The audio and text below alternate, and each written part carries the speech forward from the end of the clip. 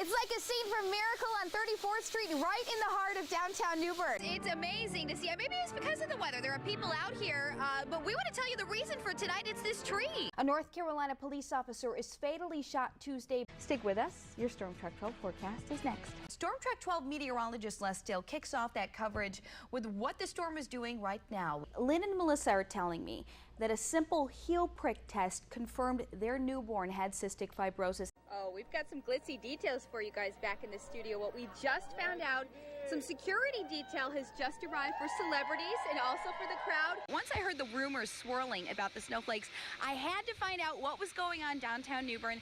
I set out to find out next Friday when Santa arrives. It's going to be pure magic.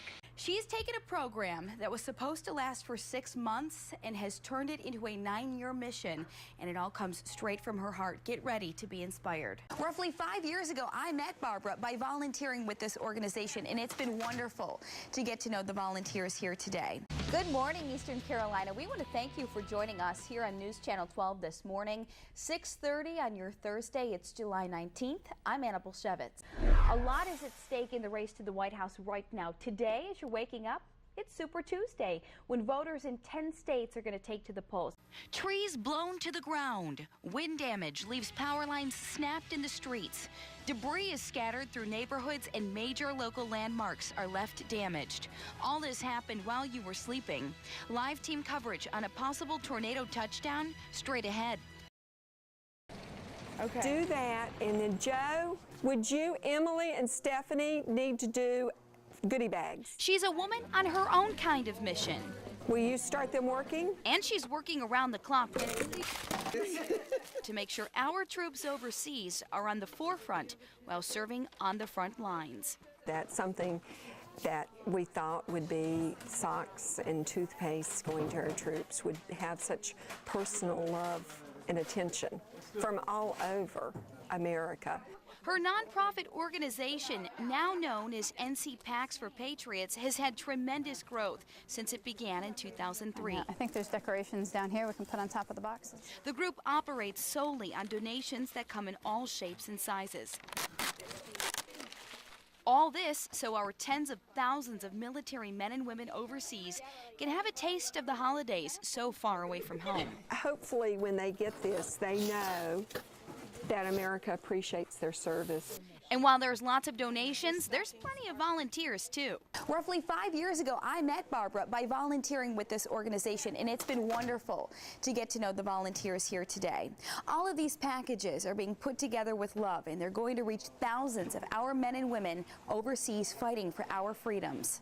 It's heartwarming. It really is, to see all these people come together for us, the troops. Barbara comes from thick military roots, her history dating back to the American Revolution. I just received another list of 35 names to receive 35 boxes like this.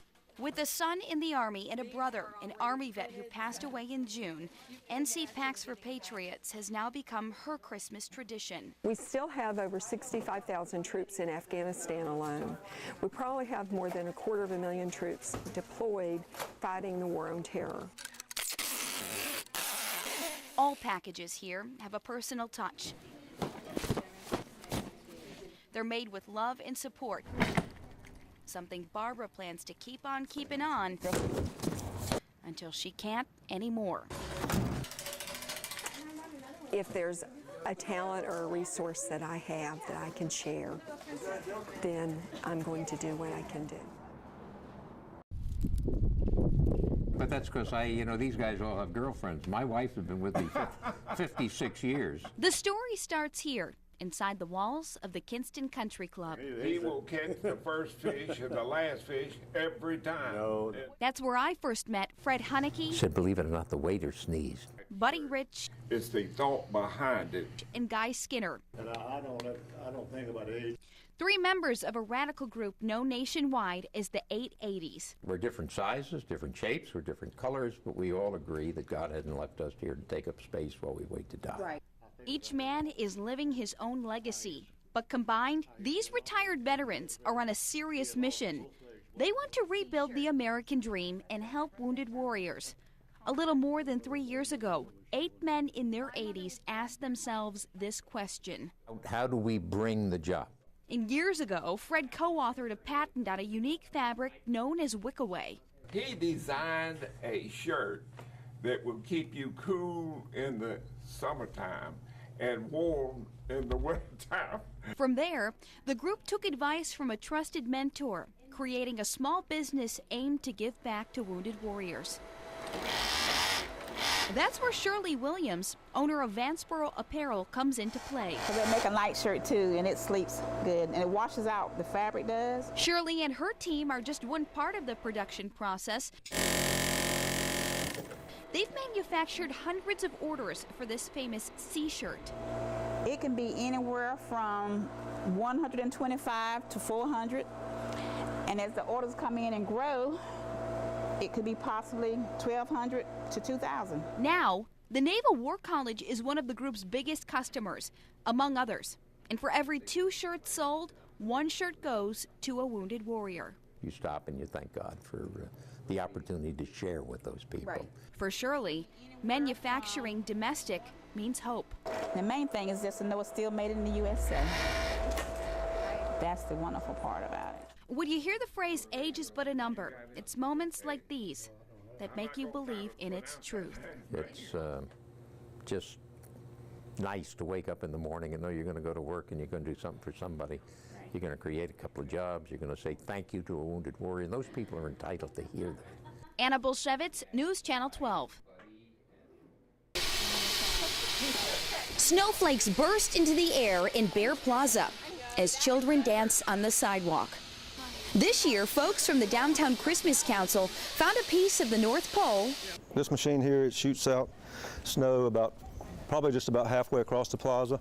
And they've brought it to Eastern North Carolina. I'm thrilled to have a front row seat. While store owners wait like kids in a candy shop, I caught up with the head elf herself, Christmas Committee Chair Amanda Banks. Me and some other volunteers were talking and we're like, man, they make it snow at Disney World and, you know, that's Florida. We can definitely make it snow in Eastern North Carolina. A total of 3 machines were purchased through a downtown merchants fund. The machines will sit on surrounding building rooftops and produce enough snow to fly from 35 to 75 feet in the air. Talk about a winter wonderland. It's like a scene from Miracle on 34th Street, right in the heart of downtown New Bern. I can bet you that Storm Track 12 meteorologist Skip Waters didn't have this in his forecast for tonight. The goal is to get families like yours to make New Bern your holiday tradition. That's what it's all about, is bringing smiles to kids' faces and memories for families to hang on to. I think store owner Danny Batten sums it up well. Just to see snow coming out of the sky in downtown New Bern every weekend during the holiday season, it's just going to be like a magical place. Grocery store workers are scanning and bagging as fast as they can. I've heard somebody come in and say, oh, somebody almost ran me over in the parking lot. The grocery store manager says these shoppers are stocking their carts to the max in preparation for the predicted snowfall. You guessed it, the bread is selling like it's going out of style. The people that work here say these shelves are normally stocked, but as you can see for yourself, it's not the case right now. Take Kathy Robinson, for instance. Well, when you're in a house full of youngins, you got to make sure you have what they need.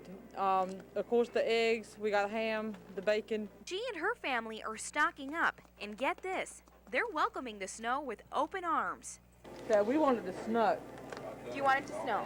Yes. A few aisles down, we met Mona Knowles, and despite what her cart looks like, she could care less about the forecast. You worried about the snow? No. No. No. Employees like this man worked through the afternoon to stock the shelves, as grandmothers like Collie Bryan made sure to pick up the basics, like... One thing you have to have with the 8 grandchildren, you have to have snacks. And as the cashing out continues on, these shoppers can only hope they've stocked up for what's expected to come. And then you can always tell when the snow coming